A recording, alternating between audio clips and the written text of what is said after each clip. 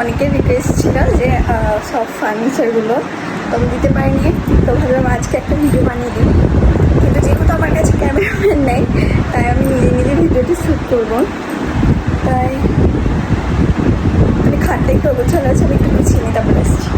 এই যে এটা হচ্ছে আমার খাট, তোমরা খাটটা দেখে নিয়েছো, তো আজকে দেখালাম আমার অগোছালো হয়ে আছে আজকে রুমটা।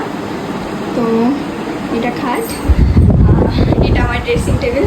আমি রেডি হয়েছিলাম, মানে রিলস বানাচ্ছিলাম, তো ভাবলাম তোমাদেরকে ফার্নিচারের ভিডিওটা বানিয়ে দিই। এটা হচ্ছে আমার শোকেস, কেমন হয়েছে তোমরা কমেন্টে জানাবে।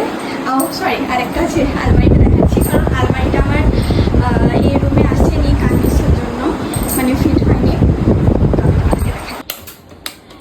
এই যে এটা হচ্ছে আমার আলমারি, এটা আমার আগে বেডরুম ছিল, এখন আমরা পাশের রুমটায় আছি। তো কেমন হয়েছে আমার ফার্নিচারগুলো তোমরা কমেন্ট করে জানাবে। আর একটু অগোছালো হয়ে আছে রুমটা, কারণ আমি একটু আগে রেডি হলাম, রিলস বানাচ্ছিলাম, তো তার জন্য। তো তোমরা কমেন্টে জানাবে। এটা